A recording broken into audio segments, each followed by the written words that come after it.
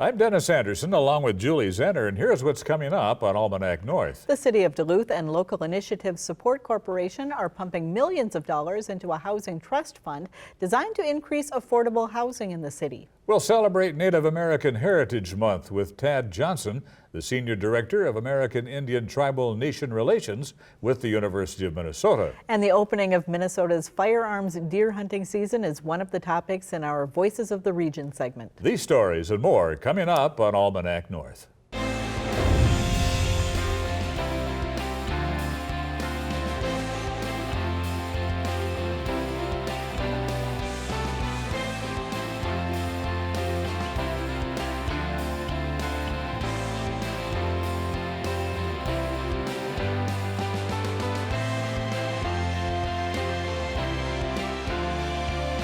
Hello once again and welcome to Almanac North. Thank you very much for watching. Lots of folks gathering this weekend in Minnesota at their deer hunting shacks. It's the big season opener. It is indeed, and it should be a nice one to be out in the stands. I think they're going to have a lot of fun. All right, let's begin with the headlines. All right, thank you, Denny. There will be 2 new city councilors following this week's election in Duluth. At-large councilor-elect Azreen Awal will join 2nd District Councilor-elect Mike Mayu on the council in January. Council President Renee Van Nett was re-elected in the District 4 race, while Therese Almanac was re-elected as an at-large councilor. Duluth native Thomas Nides was confirmed as ambassador to Israel this week by the United States Senate. Nides is a 1979 graduate of Duluth East and is the managing director and vice chair of the investment banking firm Morgan Stanley. Nides had previously served as a deputy secretary of state during the Obama administration.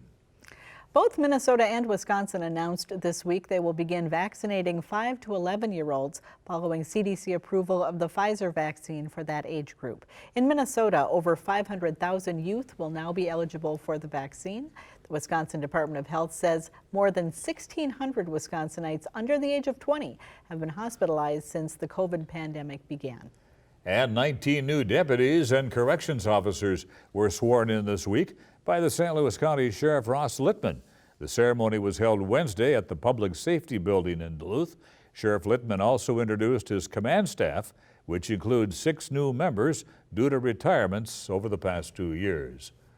A lack of affordable housing in Duluth has been a long-term problem for the city. More affordable housing may soon be attainable thanks to a partnership with Local Initiative Support Corporation, or LISC. The city and LISC are investing millions of dollars in a new housing trust fund to leverage affordable housing in the city. Here to tell us more is Duluth Mayor Emily Larson. And Pam Kramer is the executive director of Duluth LISC, who recently announced her pending retirement. Pam, congratulations after a long and storied career. And thank you. We'll talk about that in a little bit. Mayor, good to see you here. Great to be here. Thank you so much for having us. Good. Well, maybe we can start with you, Mayor. Yep. Telling us a little bit about the Duluth Housing Trust Fund and why this is an exciting opportunity. Yeah, so in my State of the City address this year, I announced that we would be creating an affordable housing trust fund to help fill the math and funding gap that we often see for the development of new affordable housing, for the rehabilitation of existing housing, to address infill opportunities. So at the time of the State of the City, actually, we committed $2 million verbally, but actually we doubled down. We committed $4 million. City Council has supported that from the Community Investment Trust, which has benefited from just tremendous growth in the last few years. And we are partnering with Duluth LISC, which is really exciting. So we now have $6 million to work with that is really aimed at addressing and kind of leveraging and building the capital stack to get more units into the city across the entire city. Mayor, just how serious is the need for affordable housing in Duluth, and what's considered affordable? Well, that's a great question, actually. So we gauge affordability around area mean income, area median income, and there's different ways to kind of measure that for working families and families of 4, families of 2. Really what we are finding, you know, the affordable housing issue, it truly is a crisis. It's a crisis across the country, so much so that we have chosen to really prioritize it since being mayor. You know, I've invested $19 million through the ARP CRP. We've created a housing developer on staff. We now have a city councilor assigned to the HRA. We've looked at comprehensive planning and accessory dwelling units and really trying to use all of the policies that we have at hand. But what's exciting about the trust fund is that really was born out of the task force that the mayor's task force had put together pre-pandemic. I had to remember the timing. And the number one recommendation they had was a housing trust fund. And so to be able to partner with Duluth LISC, and in particular Pam, we've been friends and colleagues for so long. It's really exciting for this community. Pam, why don't you talk a little bit about how Duluth LISC really fits into the Housing Trust Fund and how this blends with the other work that you do? Well, housing has been a priority for LISC from the very beginning, which is 24 and a half years ago. And housing in our neighborhoods and ensuring that we have a mix of housing types and developers and nonprofit partners engaged in this is critical. What LISC is doing is that we are bringing $2 million in dedicated loan dollars, but we're also committing to work to raise another $4 million.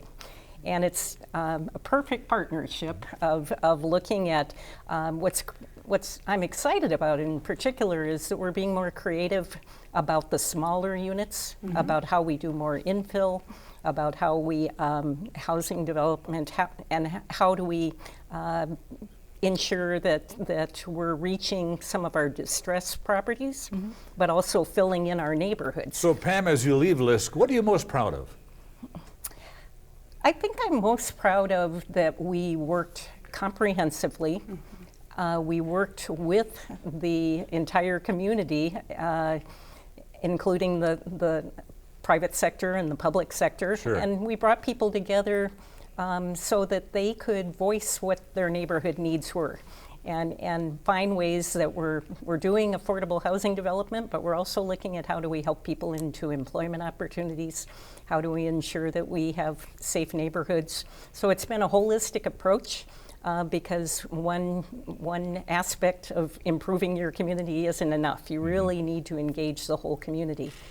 And I'm very proud of our partnership with the city as a partner, our partnership with Minnesota Housing. And probably one of the exciting things to me too is that we are one of the smaller LISC sites around the country, and we've been here this many years. We've created over $110 million in resources, and we're going to continue to be here for the long term and are committed to continuing to support our community and our neighborhoods and those who live here. One of the things that you mentioned, Pam, was employment opportunities. And Mayor Larson, I think the first time that I met you, you were actually working for Yes. Duluth LISC program, Duluth at Work. Yes. So your history goes back a long way. Oh, it does. Pam and I have known each other for so long, but you know, it's Duluth, right? So you know people at work and out of work and from the Y and, you know, all sorts of different places. But yeah, actually, I went back to school after having kids, got my master's degree, and actually did my internship even with LISC before working and coordinating the workforce development model, Duluth at Work. And that was when, you know, my babies were tiny, and now, you know, as we've just talked about off screen, they're grown and out of the house. So it's fun to have that kind of a rich history together, but a quarter century of tremendous investment and leadership across all of these different categories, making a difference in people's lives. The city of Duluth is tremendously, tremendously lucky that we have had a LISC office here. So Mayor, tell us about the three different programs the Housing Trust Fund is going to include. Yep, so thank you for asking. So the thing that's nice about the Housing Trust Fund, it can be quick money that can be, you know, utilized and invested in right away. Many of these projects that we've seen in the past take multiple years to fund. They're very complicated. You have to go through a Minnesota housing process, a tax credit process. This is cash that we have on hand. So we can literally incentivize affordability by saying, hey, if your project has this much affordable housing, we can give you this much cash to work with. It's not necessarily payback money, although part of it is. So there's some variables that are really in there. And the other thing that I'm really excited about is that the ARP money, the American Rescue Plan money, the $19 million we're investing in housing, that's tied to qualified census zones. So that's very tied to geography. This housing trust fund can be used throughout the city of Duluth. It can be used on an infill property where you're going to create an accessory dwelling unit that's going to be affordable. It can be used at 20-unit building. It can be used at a mom and pop duplex. This is very flexible money. What we are hearing is that people need funding and resources now. We need people housed now. We're seeing more people struggle with homelessness. We're seeing more people struggling with being unsheltered and living life outside. You know, these are Duluthians that we're talking about. This isn't an influx from all these other places. This is our community. This is one of the big things we can do now to turn money around and to get it invested. Mm-hmm. Pam, we only have about 30 seconds left, but housing has been such a big part of your life and working to develop affordable housing. What are you going to do now that you've got this one checked off your list and you're going to be retiring? Well, I'm going to stay active in the community, and I'm going to do some travel, spend some time with family, and I hope to be engaged in helping move forward our neighborhoods. Diversity, equity, and inclusion is a really important effort that we have underway. We just received some funding for the hillside and downtown neighborhoods. So I think I'll still do that, but I may just be a little more relaxed and take some time to explore the world. All right, so you'll still be around, and Lisk will still be around, Yes. and all is right in the world. So Exactly. all right. Thank you so much for coming in. Thank you Thanks both for Thank you having so us. much. Thank Thank you. you.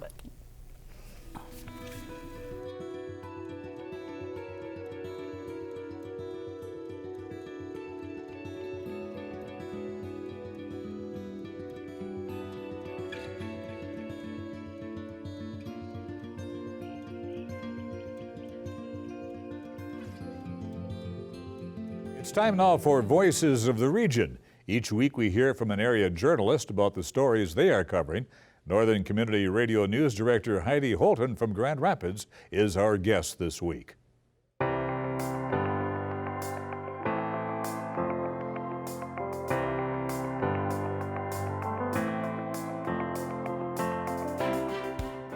A lot of people think that the summer is the big time for visitors in northern Minnesota, but they haven't been here for deer hunting season. Our communities swell with people. It's a great economic season for the small towns of northern Minnesota. In fact, the DNR says that hunting generates nearly $500 million annually.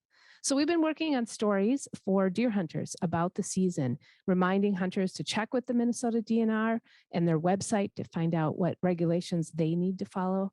Some hunting districts in our region require chronic wasting disease testing. That means you'll have to bring your deer to a testing site where the DNR will take the head of the deer to test for chronic wasting. So along with the testing for chronic wasting, this year the DNR is asking for hunters for assistance to look for neonicotinoid exposure in deer, and they want us to send in our spleens from the deers that we have harvested.